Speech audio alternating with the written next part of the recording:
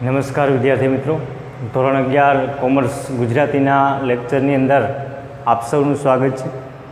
આજે સુંદર મજાના છપ્પા અને ઉખાણાની આજે આપણે વાત કરવાની છે। પાંચમું કાવ્ય એટલે છપ્પા અને ઉખાણા, એમાં આજે ફક્ત આપણે છપ્પાની વાત કરશું।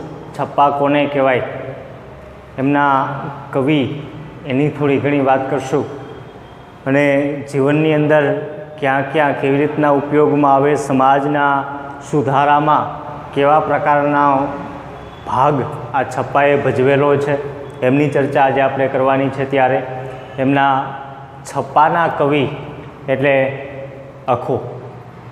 અખો આમ તો ગુજરાતી સાહિત્યનું ગુંજતું નામ કહી શકાય। શ્રેષ્ઠ કવિઓની હારમાળાની અંદર અખાનું નામ છે એ અવશ્ય લેવાય છે। સાથે સાથે ઘણા બધા એવા ગ્રંથોનું નિર્માણ કરી અને એ પોતે પોતાની જાતને વિશ્વ ફલક પર મૂકી જાણે છે। એમનો જન્મ અમદાવાદ પાસેના જેતલપુરના નાનકડા એવા ગામની અંદર થયેલો હતો। ખાસ કરીને જુઓ તો જ્ઞાનમાર્ગી કવિઓમાં એ શ્રેષ્ઠ ગણાય છે। જેણે જ્ઞાનનો રસ્તો બતાવ્યો છે એને જ્ઞાનમાર્ગી કહી શકાય। પંચીકરણ, ગુરુ શિષ્ય સંવાદ, અનુભવ બિંદુ તેમજ અખે ગીતા તેમની નોંધપાત્ર રચનાઓ છે। આ બધા હેતુલક્ષી પ્રશ્નોની અંદર પૂછી શકાય છે। સૌથી વધારે પ્રિય એ કોના કારણે થયા તો કે છપ્પાના કારણે છે। એ અખો સૌથી વધારે છે એ લોકપ્રિય બને છે। છપ્પાનું કામ શું હતું તો કે સમાજના સામાજિક દૂષણો પર અખાએ તીખા પ્રહાર કર્યા। કોના દ્વારા એ તીખા પ્રહાર કર્યાનું માધ્યમ શું હતું તો કે એમનું માધ્યમ ફક્ત ને ફક્ત આ છપ્પા હતા। આ છપ્પાની રચનાઓ કરી અને સમાજને એક નવી દિશા અને દશા આપવાની અંદર ખૂબ સુંદર મજાની ભૂમિકા છે એ અખાએ ભજવેલી હતી। છપ્પા એ 6 ચરણ ધરાવતો કાવ્ય પ્રકાર છે। ખાસ કરીને ભૂલાય નહીં શું છે, 6 ચરણ હોય પણ આપણા મનની અંદર પ્રશ્ન થાય કે ચરણ કોને કહેવાય। તમે ધોરણ 10ની અંદર છંદ ભણીને આવ્યા છો, એ છંદની અંદર ચરણ હોય છે તો કે જ્યાં તમે પહેલી વખત અટકો છો, અલ્પવિરામ આવે છે, અર્ધવિરામ આવે છે, થોડીક વાત પૂર્ણ થઈ ગઈ છે, એ પહેલી વખત અટકવાની વાત આવે છે ને ચરણ કહેવાય। તો આખા છપ્પાની અંદર કેટલા ચરણ હશે તો કે 6 ચરણ। 6 ચરણ હોય એટલે એના ઉપરથી આપણને ખબર પડે કે એમાં 3 પંક્તિ હોય તો 6 ચરણ છે એ બને છે। અખાએ મોટે ભાગે છપ્પામાં ચોપાઈ છંદનો ઉપયોગ કર્યો છે। કયો છંદ વાપર્યો? ચોપાઈ છંદનો ઉલ્લેખ કરેલો છે। સૌથી વધારે પ્રમાણની અંદર પોતે જ્યારે છપ્પા લખે ત્યારે એ કયા છંદનો ઉપયોગ કરતા તો કે ચોપાઈ છંદનો। આ પણ હેતુલક્ષી પ્રશ્નની અંદર પૂછાય।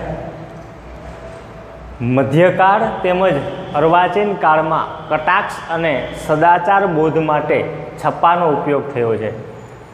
મધ્યકાળની વાત કરો કે અર્વાચીન કાળની વાત કરો તો છપ્પાનો ઉપયોગ શા માટે કરેલો તો કે કોઈને બોધ આપવા માટે, સદાચાર ફેલાવવા માટે થઈ અને ખાસ કરીને જે સમાજની અંદર કુરિવાજો, તો આપણી ભાષામાં કહીએ તો કોઈ પણ વ્યક્તિની સાથે કોઈ પણ પ્રકારની નિસ્બત ન હોવા છતાં એનું ખરાબ વિચારવું, ખરાબ કરવું।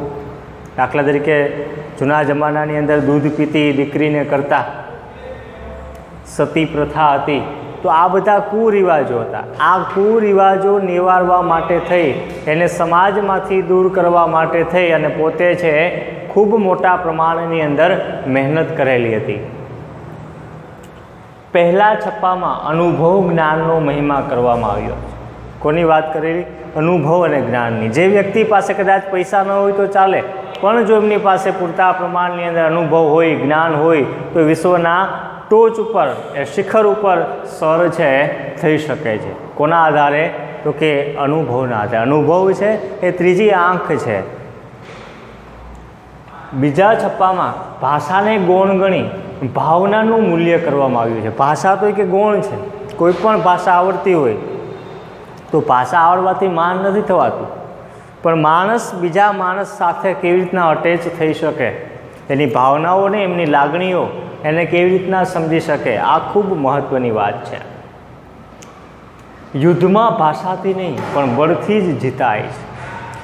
યુદ્ધના સમ્રાંગણના મેદાનમાં તમે જાઓ તો સામેના વ્યક્તિ ઉપર તમે ગમે એટલા બોલીને પ્રહારો કરો એને ઈજા નથી પહોંચવા, પણ આપણા હાથની અંદર તલવાર હોય તો એનાથી તમે એની ઉપર વાર કરો તો અને તો જ એની અસર છે એના શરીર ઉપર દેખાશે, એના મનસ્પટલ ઉપર દેખાય છે. અન્યથા ભાષાથી એની સામે વાતો કરવાથી કંઈ પણ મળવાનું નથી. છપ્પામાં પહેલો છપ્પો જોઈએ.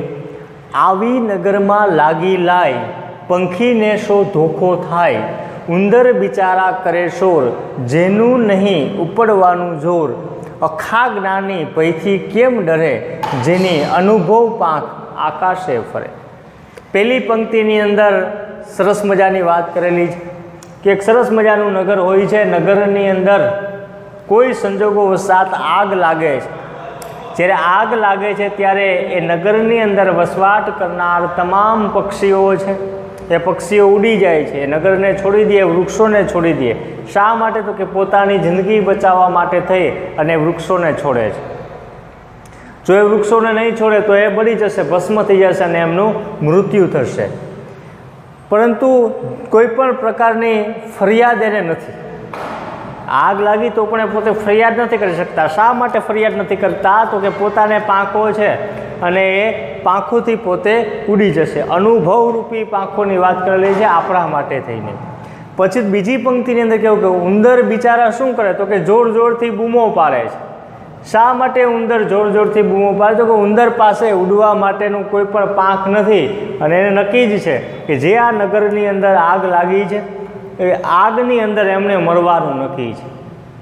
પાંખ ન હોય તો શું કરે? અનુભવરૂપી પાંખ ન હોય ત્યારે માણસ આવી રીતના મરતો હોય છે. ત્યાર પછી ત્રીજી પંક્તિમાં ખોકે છે કે અખા જ્ઞાની ભયથી કેમ ડરે, જેની અનુભવ પાંખ આકાશે પડે. અખાનું કેવું એવું છે, એવું કહે છે કે જે વ્યક્તિ જ્ઞાની છે, જે વ્યક્તિ પાસે અનુભવરૂપી પાંખ છે, એ અનુભવરૂપી પાંખ ધરાવતો વ્યક્તિ, એ જ્ઞાની વ્યક્તિ છે, એ ક્યારેય પણ ડરવાનો નથી. એક વખત એક સરસ મજાનો જંગલની અંદર આગ લાગી. આગ લાગી એટલે એની અંદર ઘણા બધા પશુ પક્ષીઓ વસવાટ કરતા હતા અને જંગલનો રાજા સિંહને પણ ખબર પડી અને સિંહને એ નક્કી કર્યું કે આપણે આ જંગલની અંદર એ વૃક્ષો જે વડલાની નીચે બધા બેસતા, એ વડલાની અંદર આગ લાગવાના કારણે તો કે એ વડલો ભસ્મ થઈ જશે, આપણે એને બચાવવો જોઈએ. અત્યાર સુધી આપણે એના છાંયને બેઠા છીએ, આપણે એની અંદર માળા બાંધીને રહ્યા છીએ. તો શું કરી શકાય? તો કે બાજુમાં નદી છે, નદીમાંથી પાણી લઈ અને એ વડલાની ઉપર ઘેઘૂર વડલામાં નાખીએ તો આગ બુઝાઈ જાય. હાથી ને સિંહ ને બધા છે આમ તેમ પાણી લઈ અને સીધા છે એ વડલાની ઉપર નાખે છે. એટલામાં એક ચકલી છે આવે, ચકલી પણ પોતાની ચાંચની અંદર પાણી લઈ એની અંદર નાખે છે. આપણને ખબર છે કે ચકલીની ચાંચમાં કેટલું પાણી આવે. 2-3 વખત હાથીના રસ્તામાં આવેલા હાથીએ ચકલીને કીધું, એ ચકલી તું હોઈ જાય કે ખોટી કે શહીદ થઈ જઈશ, મરી જઈશ તું. સિંહને ફરિયાદ કરી કે આને સમજાવો કે આ ખોટી નડે છે. આપણને ખબર છે કે સિંહ કે એટલે પૂરું થઈ જાય. હાથી વધારે પાણી ભરીને આવતો હોય, ચકલીનું પાણી એમાં દેખાય નહીં. બધાએ પાણી નાખ્યું, એ આગ બુઝાઈ ગઈ અને આગ બુઝાઈ ગયા પછી એક મિટિંગનું આયોજન થયું અને એમાં સિંહે બધાનો આભાર માન્યો અને કીધું કે આપણે જે વડલાની નીચે બેસતા હતા એ વડલાને આપણે બચાવી લીધું, એ આપણું ઘર હતું. ત્યારે હાથીએ સિંહને કીધું કે સિંહ, મારે એક ફરિયાદ કરવાની છે. તો કે બોલો, શું ફરિયાદ છે? એ કે હું જ્યારે પાણી મારી સૂંઢની અંદર ભરીને જતો હતો ત્યારે ચકલી વારંવાર મારા રસ્તાની વચ્ચે આવતી હતી. મેં એને 2-3 વખત ના પણ પાડી કે તું રહેવા દે, તું પાણી નાખમાં, તું જતી રહે. ત્યારે સિંહે ચકલીને પૂછ્યું કે ચકલી આવું કરતી હતી? તો કે આ શા માટે કરતી હતી? ત્યારે સરસ મજાનો જવાબ એ ચકલીએ આપ્યો, કદાચ મને તમને બધાને લાગુ પડે છે. અને ચકલી એવું કીધું કે હું એટલા માટે થઈ અને નદીમાંથી મારી ચાંચમાં પાણી ભરી અને વડલાની ઉપર નાખતી હતી કે જ્યારે પણ આ વડલાનો ઇતિહાસ લખાય ને ત્યારે એ વડલાના ઇતિહાસની અંદર આગ બુઝાવવાવાળામાં, આગ ઠાળવાવાળામાં મારું નામ લખાય, નહીં કે આગ લગાડવાવાળામાં. આ સુંદર મજાની એમની વ્યથા છે એને આપણી સમક્ષ મૂકી. આપણે પણ કોઈને આગ બુઝાવવામાં ભાગરૂપ બનવાનું છે, નહીં કે આગ લગાડવાની અંદર. આગળ વધીએ. બીજા છપ્પાની અંદર ભાષાનું મહત્ત્વ છે દર્શાવવામાં આવ્યું છે. ભાષાને શું વળગે ભૂર, જે રણમાં જીતે તે શૂર. ભૂર એટલે મૂર્ખ હોય, લૂચું હોય એ. તો કે ભાષા છે ને એ તો કે જે લૂચા માણસો હોય, મૂર્ખ માણસો હોય એ ભાષાને વળગી રહ્યા છે.